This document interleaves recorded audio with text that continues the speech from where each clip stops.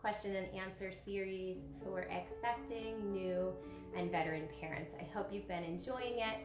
We are featuring a different expert every week to answer your questions. And tonight we'll be joined in a few minutes by Kathrine Bright. I will introduce her while we're waiting for her to join. I see she's on her way in.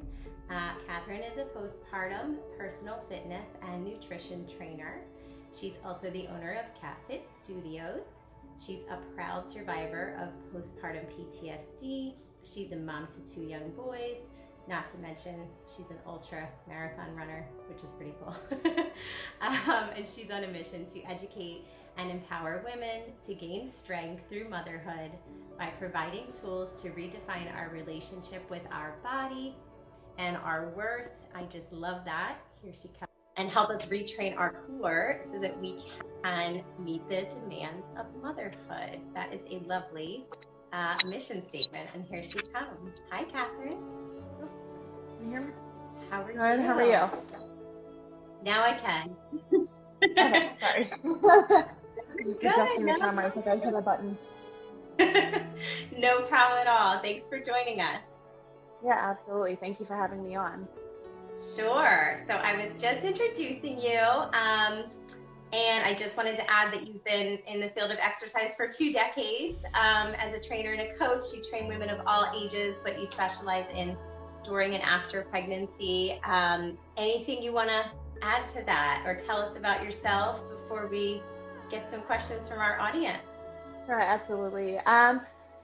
Yeah, I mean, like you covered a lot, and one of the things, I always say is not all trainers are created equal, and the thing that my clients are quick to learn about my training style is I meet them where they're at and listen and hear them, and that is one thing that I bring that's unique to my training style is really just being able to decode my clients and elevate them from where they are to help them find that success. Right. So you're not scary is what you're trying to say. Exactly. Not scary. I've been told I've been able to get people to really enjoy workouts and not be afraid of them. So, and they can be really tough workouts. So there you go. Awesome. Very good. All right. Well, thanks for making the time. We do have some questions to get through, and anybody that's on or joined can have questions in the comment feature, and I will keep an eye on that. Are you ready? I am. Okay, good. So Mom asked, I'm 6 weeks postpartum. I've received clearance to exercise from my doctor, but what does that mean? Can I do everything I used to do? Do I need to modify it, and how? I'll throw that over to you. That is such a great question, and it's one that I wish there would be a little bit more clarity on what, that 6-week clearance, 8-week clearance is. And really what it means is at that time, most immediate postpartum healing or discharge has ended. That means you can start to push yourself a little bit more. But what that doesn't mean is jump back into, CrossFit, Orange Theory, all those really high intensity workouts. That doesn't mean you're going to be sitting there in rehab and, only doing resistance bands for the rest of your life. But what it means is we need to work on a lot of internal healing. There's so much that's been going on in your body. I mean, a woman's body changes more than a man's body does in a lifetime in one pregnancy. So there's just so much from inside to outside that has happened. And I get my newly postpartum moms when they're coming, right off that clearance, they say, just because you can do it doesn't mean you should. And that is a tough pill to swallow, because when you are right there with that, new baby, whether you have older children or this is your first child, you want to carry the bucket seat. You want to get everything. You are strong, but you shouldn't, because it's your core, your pelvic floor is really taxed from carrying that baby and delivery, that we want to give it that time to heal, to prevent any potential issues from popping up in 5 months to 5 years down the road. So what I suggest in that is really looking for someone who can understand those understand you, understand the delivery, and be able to curate a program to get you back faster, and so that you're not finding time, on the sidelines with injuries that can crop up from jumping in too soon, too quickly. Got it. Okay, good. That kind of feeds into the next question then. Can I use the trainer I've worked with in the past before I became pregnant? So I think I already know what you're going to say. Yeah. It's, I would say really look for a trainer that is educated and has certifications in pre and postpartum, and especially postpartum corrective exercise. Not all training certificates are created equal. That doesn't mean that trainer maybe has one that is not as robust, isn't a good trainer or coach to elevate you there. But the postpartum time period, there's just a lot that's in it that I would recommend.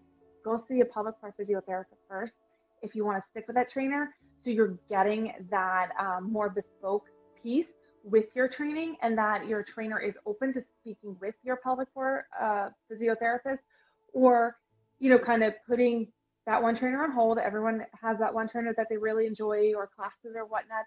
And like I said, it doesn't mean you'll never be able to go back to them, but finding someone who is a little bit more niche down to what you specifically need for that time period. Got it. Okay, good to know. And how would someone find, is there a place where everyone who holds those certifications can be found? I know I didn't ask you that question in advance. And it's a good question, and it's kind of tricky. Like I said, not every certification is created equal, but there's some really, really great ones that are constantly updating their research. That's the other thing with it is, so one that I have, which is a postpartum corrective exercise specialist through Dr. Sarah Duvall at Core Essentials. That one is, it's pretty much, I went as close as I could to go back to school for physical therapy without going back to school. That doesn't mean I'm not a physical therapist, but and Girls Gone Strong, postpartum and prenatal is another one. I also have that one as well. Those are two internationally recognized and very well respected. There are a few others out there. Unfortunately, there isn't a central database that has all of that in there. It would be really brilliant and make it easier for moms all over. So maybe that'll be the next project. Yeah, I'll get right on that. Okay, good to know. Are there particular letters that someone's looking for after name, or does it not work like that? But sorry, you just forgot. What was that? Are there certain letters following your name that indicate that you have that certification? There aren't, but you can look at just ask trainers' credentials. I know for me on my site, on my About Me, all my credentials that I have, all my continuing education is on there that I've passed. So. Okay, good to know. All right, next question. I have been exercising diligently since I was cleared. I could not seem to lose the baby weight. What could I be doing wrong? I love this question because I get it all the time. And it's common, and one of the things, and it sucks, and I understand the frustration. We hate the word time. It takes time. It's slow. It's an arduous process. And what we have to understand is, babies, as you know, you're a sleep coach. A lot of times they don't sleep, and sleep is one of the quintessential things to helping our body reduce stress. Our body cannot differentiate between happy stress, negative stress, sleep stress. Workout is stress. There's a lot of stress, and our body sees it all as one thing. So it's not like your body says, oh, workout's just really good, so this is a positive thing, and we're going to differentiate that, and it's going to help us more. No, it sees it as something weighing it down, boosting those cortisol levels, and just physiologically not, I don't want to say not working, but just you're tired. So that's where with my programs, I always tell clients coming in, they're going to be sneaky, they're going to be challenging, but it's not going to be like you used to. Getting a good workout doesn't mean you're drenched in sweat and having to peel yourself up off the gym floor. Doesn't mean you're sore for days and can't pick up your baby and you're wincing in every movement. It means you're strengthening your body to elevate what you're doing in everyday life, to make sure that when you get to the end of the day, the aches and pains are less. And that's one of the things with, baby weight. Oftentimes, yes, our core, and feeling that just bloat, squishiness. The core is tricky, and there is ways to get, the mommy tummy, I've heard it all, mommy tummy, mommy pooch, whatever slang term you want to use for it, to retract. And sometimes it takes time. For some women, it, seems to happen overnight. For others, it seems to take years. And every pregnancy is different, and it's nothing you did wrong.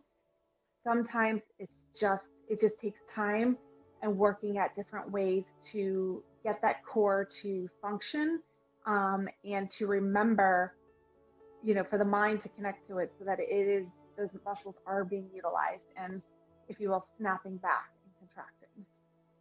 Yeah, that's excellent. So this is not one of our questions, but I'm just thinking as you say that. So in theory, a lot of us could be like killing ourselves in terms of like drenched laying on the gym floor. But if we're not getting the core, if we're not hitting where we need to hit it, we're not going to see what we want to see necessarily. Yeah, I mean, you can't spot reduce. Sometimes less is more. Oftentimes less is a lot more for a lot of clients. And again, my motto is, just because you can doesn't mean you should. And that's where looking at, okay, how much time do you have? What are you doing? Maybe we need to change it. And the other thing is, the body will hit a plateau with any workout. So if you've been working out at a 10 out of a 10 for 3 months, and you're just like, I'm not seeing progress, and you keep pushing hard, sometimes laying off and scaling back and allowing the body not only just to rest, but changing it, is going to see a lot better results. The other thing with fitness is every person has a certain fitness, I'm going to say, lifestyle. That doesn't mean you can't lift super heavy or do, super, challenging feats. It's each person, and each person's body has a way that it's going to work out and be happy and see results. And so that's where finding a trainer that is willing to change up things, to understand, to see, hey, you know what, this workout is a bit cumbersome. Or oftentimes I give permission to my clients, like, hey, you're tired, you need to not work out today. I am that trainer that tells a client not to work out, or, you know what, you have a busy day, don't, take a 10-minute workout here, or the baby was up all night, do a mobility movement, not the intense strength or strength training session that we had on tap. So that's where fitness should be adaptable to you and to where you're at. And it does take, a lot of time to understand that, and awareness to understand your body. And also the trust that just because, I'm not drenched in sweat, or I'm not doing, I'm doing half the reps than maybe what the workout of the day calls for, doesn't mean you're not doing work. You're still putting in the good work, but you're meeting your body where it's at. And there are those days where you may get, 9 hours of sleep, everything's like perfect, it's a perfect day, perfect situation, but you go to the gym or wherever you work out, and it's just, your body's just not responding. And that happens, and that's okay. And we have to have that resilience to be able to change it up and listen to our body with that. Got it. I love that. Okay, I know this is a big one. You could probably talk about it for a long time. And you might have to correct my pronunciation. I have diastasis recti, right? Recti. I was told to just wait it out. Is there anything I should be doing while I'm waiting? And maybe just explain what it is for anyone who doesn't know. Diastasis recti, I would say, it gets the buzz. It's all the buzz. You either know what it is or not, which is fine if you don't. And what diastasis recti is your six-pack ab muscles, your rectus abdominis, split and separate to accommodate for a growing baby and belly. And sometimes they just don't come back together. And it's perfectly normal, but it doesn't have to be your new normal. The other thing, a lot of people obsess about the gap So it's referred to fingers in measurement or wide. A 2-finger gap is considered closed. Some women, I had a woman who had a 4-finger gap, and that's all that we could get it to, which was totally fine. Aesthetically, everything looked fine. But what makes it aesthetically looking well is there's a tissue in between called the linea alba. We want to make sure that tissue holds tension. So kind of, I've heard the term, I feel like my guts are spilling out when I sit up, or this or that, or you see that coning or doming in the belly, or bread loafing, it's also called. That is when the linea alba. I know. I'm like, I don't know who comes up with these terms, but I'm like, I hear them all, and then I hear new ones, and I'm like, oh, okay, that's new. So, that's where we want to build that tension with that linea alba, and it starts with breathing. And it starts from getting that diaphragm, getting those ribs to function and to move and gain mobility down to that pelvic floor. And I always say it's a 2-pronged answer. If you were told to wait it out, I think I would get a second opinion, go talk to somebody else, because if you were told to wait it out because it's circumstantial, you don't have time to devote time to it, that's a different story than being like, hey, let's get in, let's help you, because diastasis recti can cause other aches and pains and issues in the body that are considered normal for postpartum. But again, they're not normal. They're common, but they're not normal. So your sneeze pee, leaking, anything like that, even pelvic floor pain, lower back pain, neck pain, ankle pain, knee pain, hip pain is all caused by diastasis recti, because our core is what helps us function and move through life. What, the hundreds of times plus, picking up a baby, and they only get heavier. Your core is quintessential in that movement. So when your core isn't functioning right, I would say imagine that magician trick where the woman or person is in the box and they fall in half, and there's 2 different parts. That's like it is when your core isn't functioning right, regardless if you have diastasis recti or not.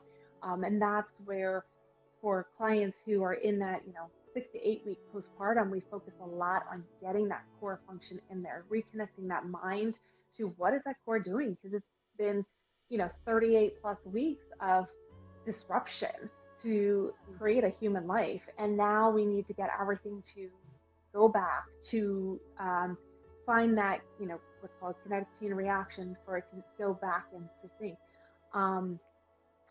So the other thing to that is, if you are 5 years postpartum and you find out you have diastasis recti, it's all good. No time is lost, and arguably it's easier to correct diastasis recti the further you are from delivery, because your body's doing less internally. There's less things moving, less things changing. Your hormones aren't as crazy fluctuating as you are postpartum, and you have more sleep. That's the big thing. You are more sleep fulfilled than sleep deprived. So you're able to see gains faster than in that early postpartum. Again, it doesn't mean just wait until 5 years. There's still a lot that can be done in both points, whether you're 8 weeks postpartum or 8 years postpartum with diastasis recti. Okay, got it. And you mentioned the pelvic floor. Mm-hmm. That's different, separate, although probably connected. Can you talk about that a little bit too? Like, how would a mom know if they need support to improve their pelvic floor strength, I guess is how you would say it? Yeah, I mean, the pelvic floor, that is one that gets, in my circles that I follow, it's being spoken about more, and more light is being shed on that you don't have to have pain during, peeing, pooping, intercourse or anything like that, because that's not normal. It's uncomfortable. It's not normal. And there's ways to help prevent that. Pelvic organ peeing when we sneeze? Yeah. No, that's not normal. No peeing will sneeze. Yeah.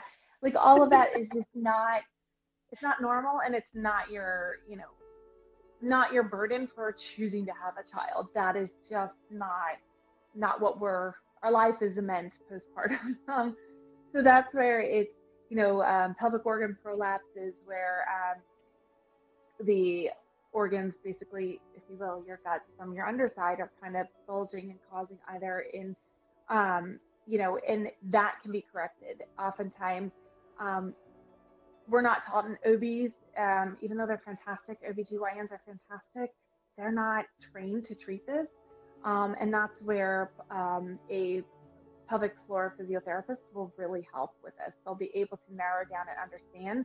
I work with a lot on the main line and some along the East Coast. And if there's any, and in my screening tools, I ask if, a woman is experiencing any of these.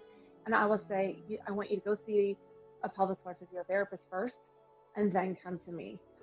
Because I'm not trained to, so I can do a lot of external. I'm not trained for internal stuff. And it's not as invasive as if you were going to a gynecologist, but there are things that can help to get those muscles. And the pelvic floor muscle is a teeny tiny little muscle, and its only job literally is to hold your guts inside so you don't spill out. So, because everyone's like, what is the pelvic floor? I don't know what that is. That's all it literally is. It's a small little muscle that holds everything inside. So you have to makes sense when you think about the two words. Yeah, exactly. So that's why, of course, everyone's going to have some sort of pelvic floor symptoms. Most times it corrects it postpartum. Sometimes it doesn't. And the other thing I will say about just kind of myth busting a little bit about diastasis recti and the whole CP or leaking or whatever you want to classify it as, it's not completely and solely a woman's issue. Men have this too. So that's one thing, because oftentimes women are like, oh, why do we get all the bad stuff? I'm like, no. They get this. The only reason why it's more common for us is we have babies, and it's exacerbated by babies. That's good to know. I didn't know that. And toddlers can get diastasis recti. It's just not called diastasis recti in toddlers. It's called something different. So, like my youngest, he had an abdominal split, and so he saw physical therapy for that. Okay. And out of curiosity, how did you discover that, or how would a parent know?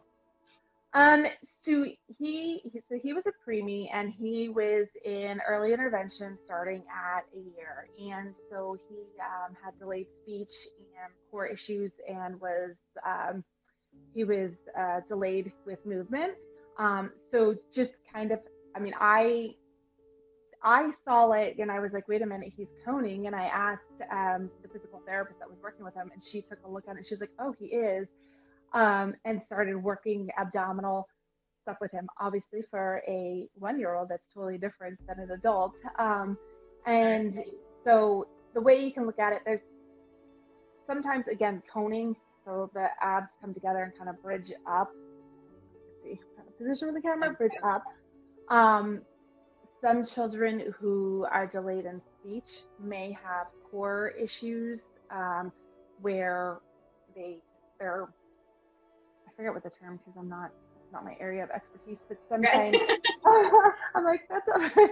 But sometimes they just have, you can tell like they're kind of rounded out with their back, so their core isn't, so there may be an abdominal issue, which can impede on their speech development. So any concerns, talk to a pediatrician or, a pediatric physical therapist would be huge in helping identify it. Awesome. I don't know if anybody else finds that interesting. I find lots of things interesting, but I've never heard that before. Yeah. Okay. Well, we have one more question. I received my postpartum exercise clearance many months ago, but never started exercising. Is it too late? Never. It is never, ever, ever too late. That's the one thing and the beauty about fitness is it's never too late. And sometimes, it's a two-pronged answer again. Like, don't wait until you're done having children to help, reinforce your body, re-strengthen. If that happens, it's okay. All is not lost. If, it is such an intense time that, most of us just spend in survival just trying to get to the point where our kids can function a wee bit without solely needing us to do everything. So what I would say is make sure, again, you find that trainer that is experienced in postpartum, that they understand that you haven't done anything, that they do assess. I will assess a woman who is 20 years postpartum for diastasis recti. I will talk to her about pelvic floor stuff because, no matter how many years, months, weeks have lapsed from the last time you had a child, you're still postpartum. We can't undo that. That doesn't mean the products or symptoms of the immediate postpartum period are permanent. It just means you've had a child, you're now in this period of your life post baby. And, if we haven't laid the foundation to ensure that the core is solid, that the glutes are firing, that, no matter how you've had the baby or delivered the baby, everything is good there, then, we need to, we want to make sure that that is strong, that then we can build on top of that and make sure we don't have any injuries stemming from delivery or pregnancy. Got it. Okay. Well, those were all the questions that were given to us. If anybody wants to add one, go for it. But can you just tell everyone, what does it look like to work with you? I know you have different options, different ways for people to work with you. And how do you help busy, tired moms fit into their daily life? And like you said, have the energy, not just the time, but the energy.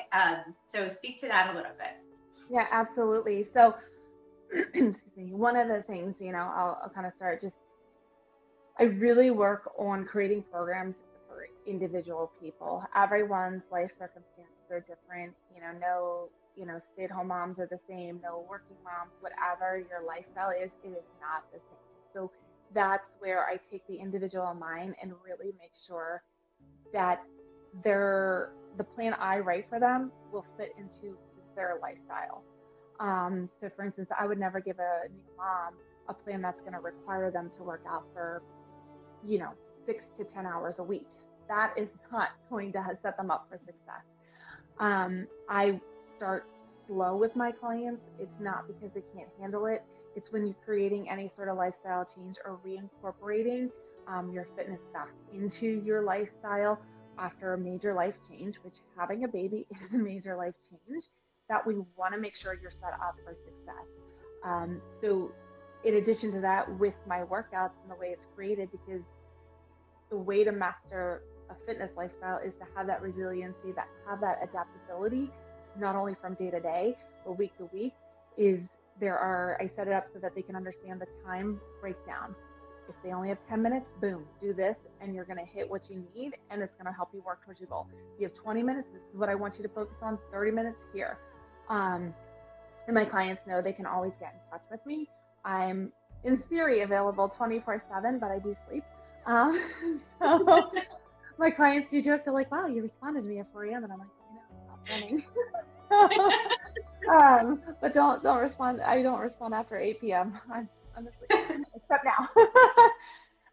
But yeah, so so that's where I really work on meeting the client where they're at, understanding their lifestyle, understanding what days are best for them to work out. And that's where I train most of my clients through my custom app. They have their own login. All their workouts are in there, all their nutrition, their goals, their habits that they're working on, their week's focus is there. Unlimited communication with me is there. So again, their whole health and wellness is just put right in this app. And then, if they have a wearable device, Fitbit or an Apple Watch, it pairs with it. And then we do live video training sessions, weekly to help them go over goals. And it's an organic space for that client for let's go over form, let's go over, mindset shift and how can we approach this? How do we focus? What is our focus here? What's excelling? What's not excelling? I want to hear the good, bad, and ugly. I'm not here to judge you. I'm here to help you succeed. And there's no wrong way to find fitness success because the ultimate goal, everyone's ultimate goal, is to feel confident and strong in their body, no matter if that's with weight loss, weight sustaining, or weight gaining, or body composition changing. That is the ultimate goal. And we want to make sure that when we meet those goals, that you're living a lifestyle that you can continue to sustain those goals. That's where I always joke with clients, like, I'm the trainer that eats cake and pizza. because it's good. And, you know, you're going to have those non-negotiables, and let's talk about how do we build that trust to be able to have those foods? How do we build that trust to have a day? Or maybe you just don't see a vegetable. It's going to happen in motherhood. Like, it happens to me. You know, there's going to be days where it's just drive-through food. Well, good, you ate. Let's not make that throw away your whole week and be like you failed. So that's how we work, especially with that nutrition piece. And also knowing how do we do that with fitness. So you didn't get a workout in. That's okay. Let's figure out how we're going to, you know, move on from that and understand one day off, even 2 days, or, you know, one of my clients this week, I'm like, look, you're on vacation. You're around family. We haven't really seen our families. Enjoy. She's like, but I've been making such great progress. Enjoy. You know, like that's important for health too, right?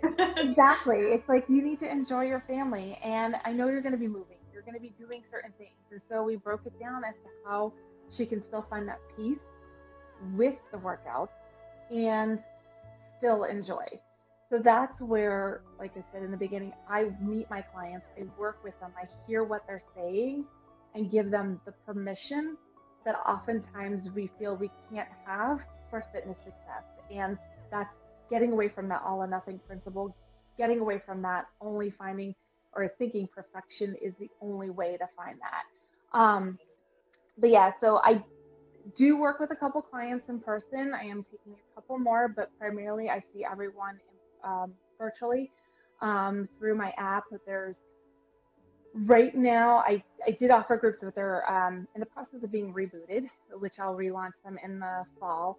So yeah, so right now it's just one-on-one virtual personal training. So. Okay, awesome. And do you have anything else coming up you want us to know about? Anything else you want to share for moms who are thinking about their fitness and nutrition that we didn't touch on? You know, I'm going to reboot the groups. That should be launched come September, pending everything goes smoothly with childcare the rest of the summer. And yeah, just know that, you know, there's no pressure to lose a baby weight. You know, that should not be, you know, it's just release that from your plate. You know, sometimes it may take time, and if you can't work out right now, there's no rule that states as soon as you have a baby, you must get back to this physique at this time. Oftentimes I hear moms say, well, I'm coming up on the 9-month mark. I can't believe I haven't worked off weight. I'm like, no, it's not 9 months on, 9 months in, 9 months out. Like, no, it's not that. It is as far exceeds that. So know that no time is lost, whether you decide to commit to a fitness lifestyle when you are 8 weeks postpartum or 8 years postpartum. You are in the driver's seat to find the time that's right for you. In knowing that when you find a trainer, make sure it's a trainer that is going to work with you and understand your needs and adapt for your body and your lifestyle. And then you'll find great success with that. Awesome. I love it. And what's the best place for parents or moms to find you, I should say, or women? Yeah, women or moms, anyone. They can find me on Instagram at KatFit Studios, or they can find me at my website at www.kat.fit. Yeah, kat.fit. I'm like, what is it? kat.fit, or email me at kat@kat.fit. Okay, great. Well, I super appreciate your time and your expertise. I'm sure everybody else will too. It is hard to get tired moms to watch live in the evening, but I'm sure many will catch the replay. I know I'm ready to go to bed myself, and I know you are too. You probably have a long run planned for tomorrow morning. So thanks so much, and I'm sure we will have you back soon. Yeah, absolutely. Thanks for having me. Thanks.